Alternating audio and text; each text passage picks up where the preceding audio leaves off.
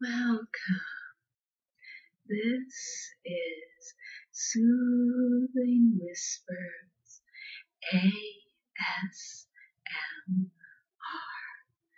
As always, if there are any sounds or words you would like to hear me perform, please leave them below in the comments.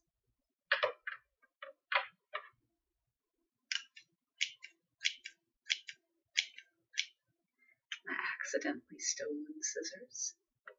Don't tell my boss or former boss.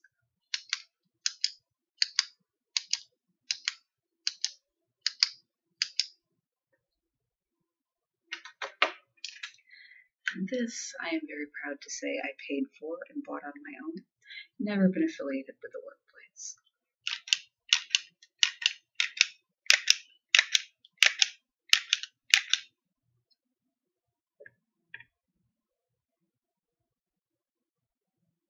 Tonight, I thought we could enjoy some more of Aesop's Fables, beginning with the Goatherd and the Wild Goats.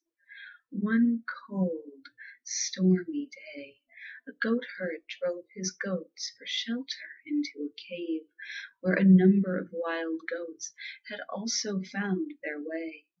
The shepherd wanted to make the wild goats part of his flock, so he fed them well. But to his own flock he only gave just enough food to keep them alive. When the weather cleared and the shepherd let the goats out to feed, the wild goats scampered off to the hills. "Is that the thanks I get for feeding you and treating you so well?" complained the shepherd. "Do not expect us to join your flock," replied one of the wild goats. "We know how you would treat us later on if some strangers should come as we did." Moral: it is unwise to treat old friends badly for the sake of new ones.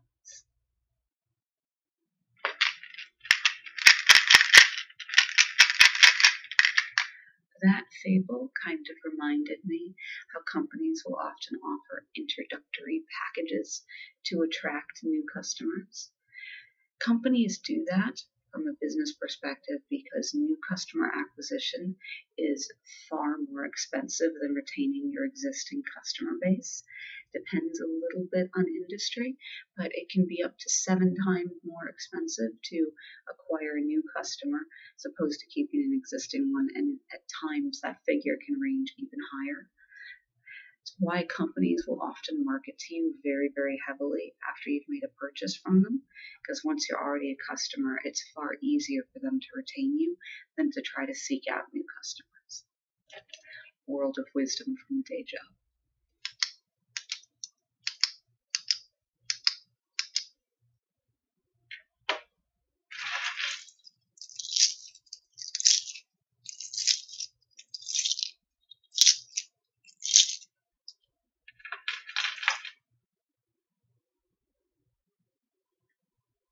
Next up is the Spendthrift and the Swallow. A young fellow who was very popular among his boon companions as a good spender quickly wasted his fortune trying to live up to his reputation. Then one fine day in early spring he found himself with not a penny left and no property save the clothes he wore. He was to meet some jolly young men that morning, and he was at his wits' end how to get enough money to keep up appearances. Just then a swallow flew by, and the young man, thinking summer had come, hastened off to a clothes dealer, to whom he sold all the clothes he wore down to his very tunic.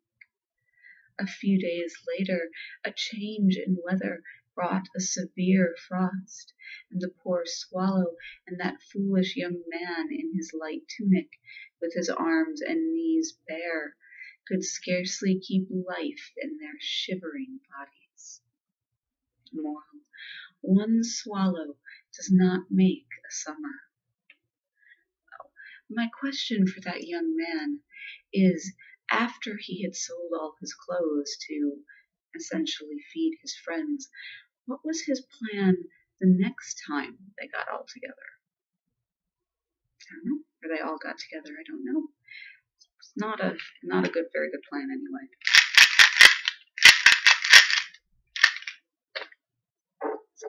We're all foolish from time to time, but do not sell your clothing to feed your friends. That's just stupid.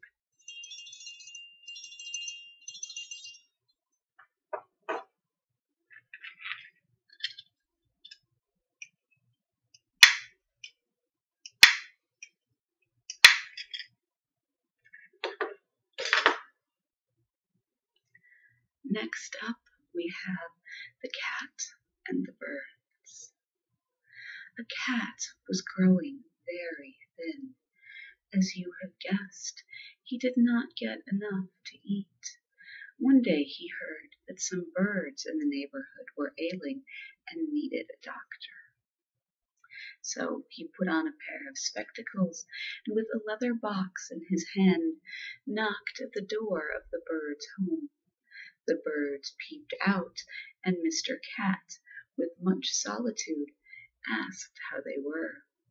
He would be happy to give them some medicine.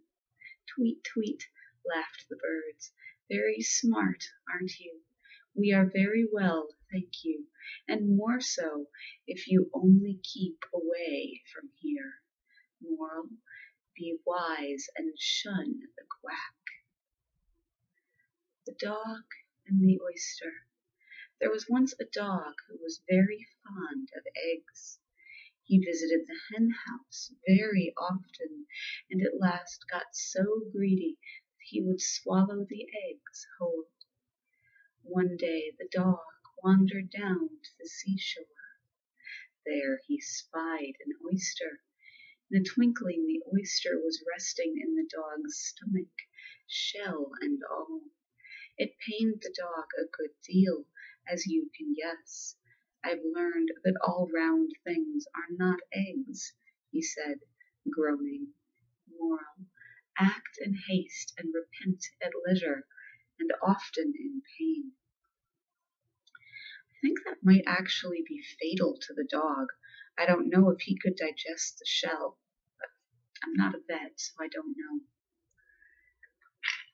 Just don't swallow oysters whole. That seems to be a rather poor life decision. Kind of like when my dog wants to run out into the street without looking both ways. I always tell her that I prefer her as a 3D puppy and not as a 2D puppy. It doesn't make a difference, but I say it anyway.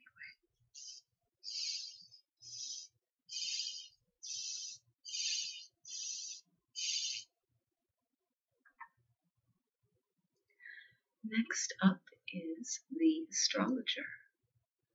A man who lived a long time ago believed that he could read the future in the stars. He called himself an astrologer and spent his time at night gazing at the sky. One evening he was walking along the open road outside the village. His eyes were fixed on the stars. He thought he saw there that the end of the world was at hand, when all at once down he went into a hole filled of mud and water. There he stood up to his ears in the muddy water and madly clawing at the slippery sides of the hole in his effort to climb out. His cries for help soon brought the villagers running. As they pulled him out of the mud, one of them said, "You pretend to read the future in the stars, and yet you fail to see what is at your feet. This may teach you to pay more attention to what is right in front of you, and let the future take care of itself." "What use is it," said another, "to read the stars, when you can't see what's right here on the earth?" Moral, take care of the little things, and the big things will take care of themselves.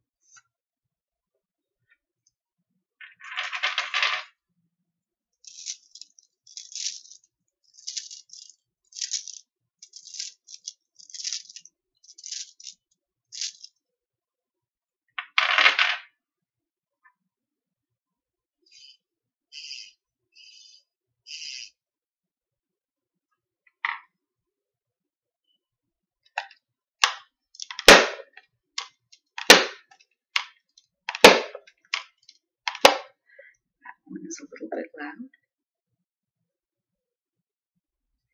3 bullocks and a lion. A lion had been watching 3 bullocks feeding in an open field. He had tried to attack them several times, but they had kept together and helped each other to drive him off. The lion had little hope of eating them, for he was no match for 3 strong bullocks with their sharp horns and hooves. But he could not keep away from that field, for it is hard to resist watching a good meal, even when there is little chance of getting it. Then one day the bullocks had a quarrel. When the hungry lion came to look at them and lick his chops, as he was accustomed to do, he found them in 3 separate corners of the field, as far away from one another as they could get. It was now an easy matter for the lion to attack them one at a time, and this he proceeded to do with great satisfaction and relish. Moral: in unity is strength. This is very true for a lot of hoofed animals.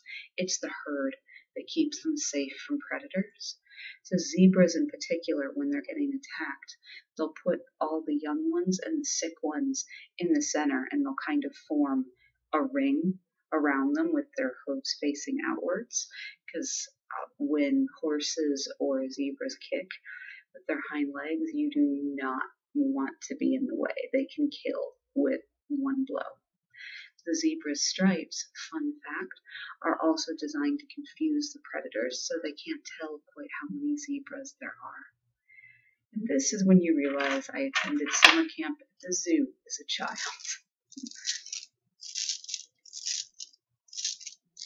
I grew up near probably what is one of the top 5 premier zoos in the US, so I went there quite often when I was young. Less so now. And of course, I don't live in the area anymore, so that plays into it as well. Mercury and the Woodman. A poor woodman was cutting down a tree near the edge of a deep pool in the forest. It was late in the day, and the woodman was tired. He had been working since sunrise, and his strokes were not so sure as they had been early that morning. Thus it happened that the axe slipped and flew out of his hands into the pool. The woodman was in despair. The axe was all he possessed with which to make a living, and he had not enough money to buy a new one. As he stood wringing his hands and weeping, the god Mercury suddenly appeared and asked what the trouble was. The woodman told what had happened, and straightway the kind Mercury dived into the pool. When he came up again, he held a wonderful golden axe. "Is this your axe?" Mercury asked the woodman. "No," answered the honest woodman, "that is not my axe." Mercury laid the golden axe on the bank and sprang back into the pool.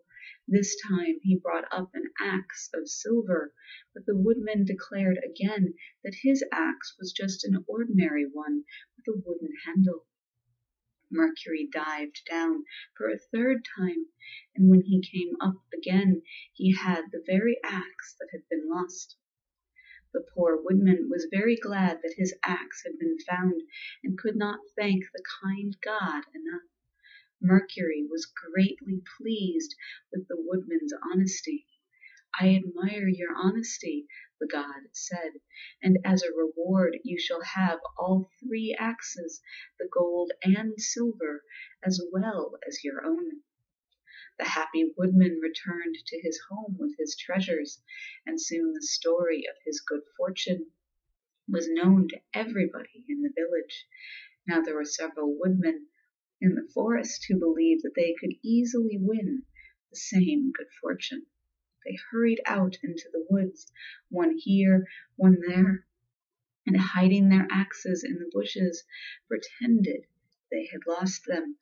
Then they wept and wailed and called on Mercury to help them. And indeed Mercury did appear, first to this one, then to that. To each he showed an axe of gold, and each one eagerly claimed it to be the axe he had lost. But Mercury did not give them the golden axe.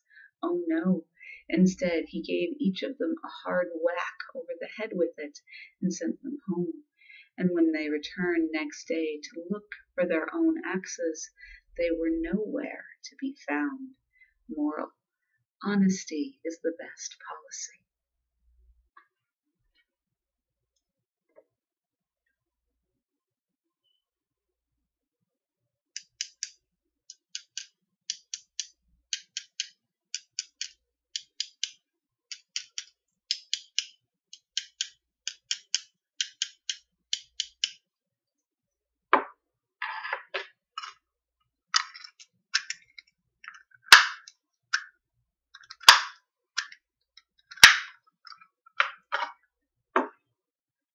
I don't think we've done this one in a while.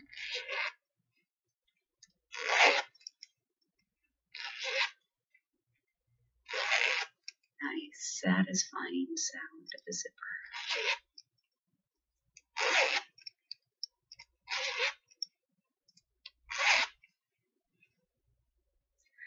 This is a hunting scene. See the red coat? So the red coat is only for riders that have been on a successful hunt.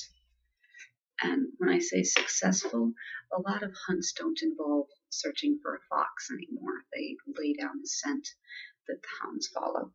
Kind of depends where you go and how traditional the club is. I have never gone fox hunting. I just know a little bit about it. The Frog and the Mouse. A young mouse in search of adventure was running along the bank of a pond where lived a frog. When the frog saw the mouse, he swam to the bank and croaked, "Won't you pay me a visit? I can promise you a good time if you do."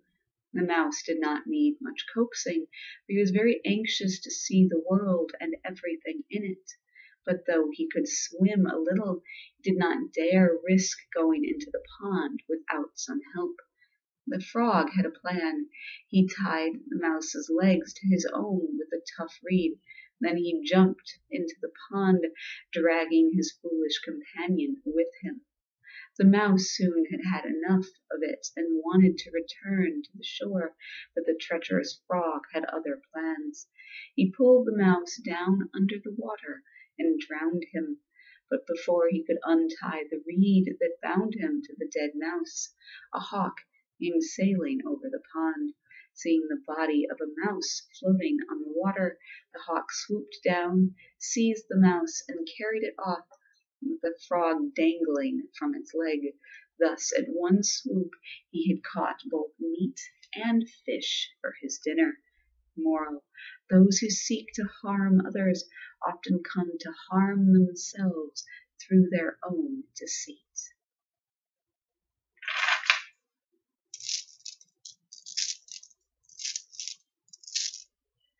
Frog, mouse,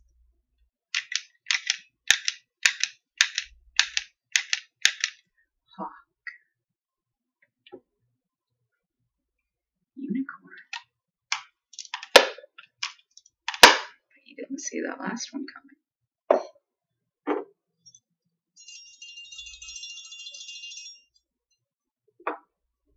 Paradise.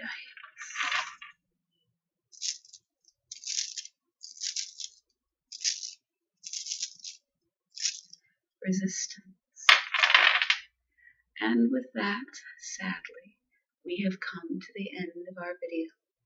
As always, I wish you a wonderful day and a wonderful night. Sweet dreams.